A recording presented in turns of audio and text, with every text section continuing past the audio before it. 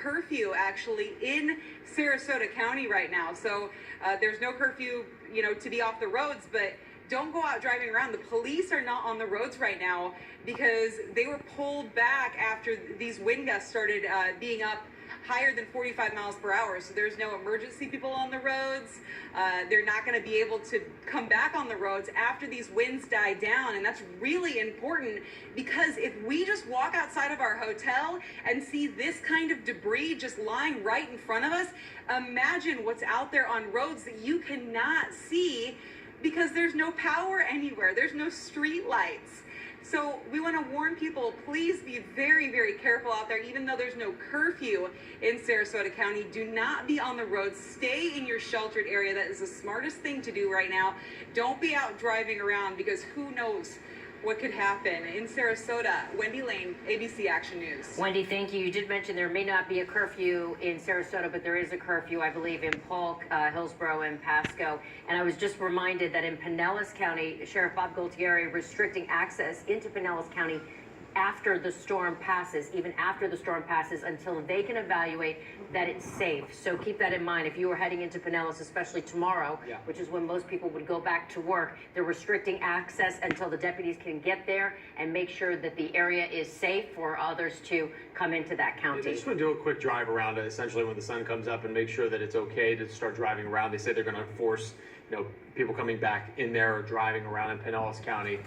So you certainly don't want to, go out there and run into a few cops out there or deputies stopping you. It's not going to be a pleasant experience for you. So just stay put if you can until they can figure out what's going on out there. Okay, we want to go to Chris Welch now. He's in North Tampa at a hotel.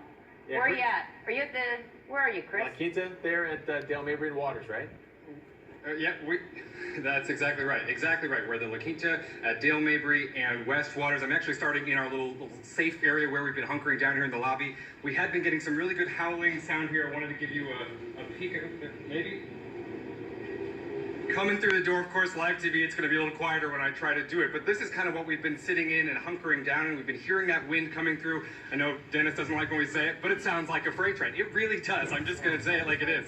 I'm going to take you out here and give you a little glimpse of what the conditions are here where we are in North Tampa. I'm going to kind of try and move back a little bit. It has been coming and going in waves, of course, all night long. This little puddle that has been forming by the rainwater here, growing just a little bit. I'm not going to say it's been growing too fast. It's really just been a couple inches over the last several hours or so.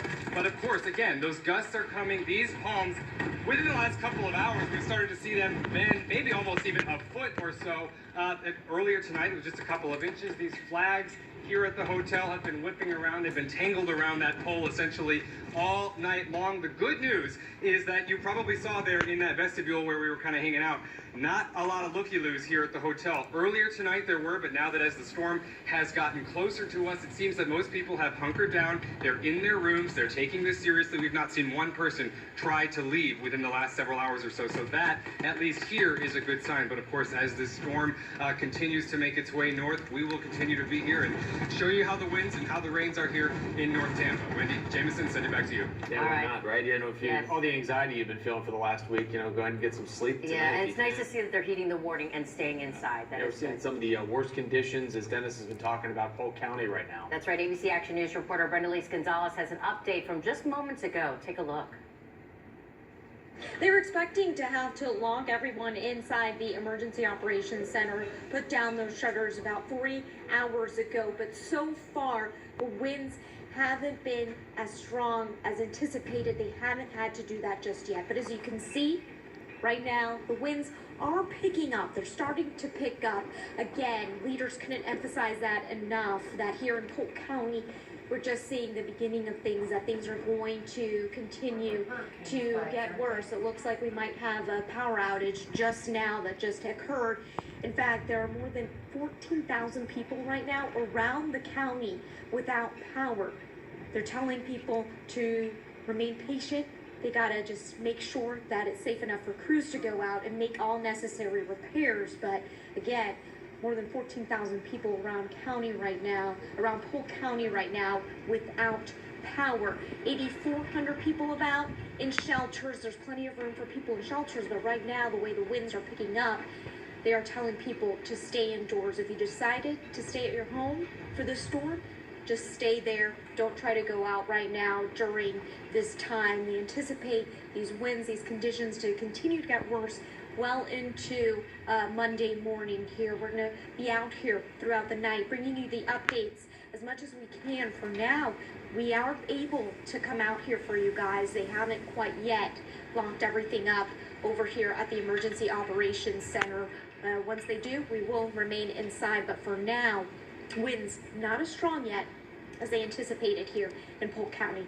Reporting in Polk County, Brenda Lise Gonzalez, ABC Action News. Okay, we want to mention, thank you, Brenda Lise. That was actually recorded a little while ago because Dennis has said just in the last 30 minutes, the winds have really picked up, right, Dennis? Andy, I want to read this advisory actually, okay? We have an extreme wind warning for Polk County until 12:45, and this is worth reading it word for word because folks on the radio, you can actually really get an idea because now we're at 500,000 people without power, okay? At 11:11 p.m., National Weather Service Doppler radar and emergency management in Hardee County, that's where the storm was as it was moving north, indicated a core of very strong winds associated with the eye wall of Hurricanes Irma that was moving northward into Polk County. Wind gusts greater than 100 miles an hour are possible across Polk County through 12:30 a.m. This is a dangerous and potentially life-threatening situation for those outdoors. Locations impacted included Lakeland, Winter Haven, Haines City, Bartow, Lake Wales, Auburndale, Fussel's Corner, Comby Settlement, Lakeland Linder Airport, Medulla, Poinciana, Fort Meade, Lake Alfred, Crooked Lake Park, Mulberry, Dundee, Frostproof Davenport, and Eagle Lake. All right, that was issued at 11:14, so about 40 minutes ago. And that runs for another 40 minutes. So an extreme wind warning is issued when a large system like this, a hurricane, or in some cases, really not a tornado, but when there's a nor'easter or a big storm that has a small pocket of extremely heavy wind. And that's what we've got going on right now in Polk County. So we've been hearing from people, I talked to people in the newsroom whose families are in Polk County. Friends of mine on Facebook who are from Polk County are saying that this is really bad in these areas. So if you live in Polk County, this is going to stick around for probably another 40 minutes. We can go take a look at, I'll look right here, at Titan Doppler radar. And this is Irma. This is the center of the storm. It's no longer the eye because there is no eye anymore. But there you go. You can see it as it's moving north. And truthfully, it looks like there's even some offshoots of this wind that extend westward to Thonotosassa, back toward Plant City, and again into Lakeland. The core of the wind, as we're looking on our live radar, for the ones that we don't put on TV, the one that we actually use for maybe more analysis, still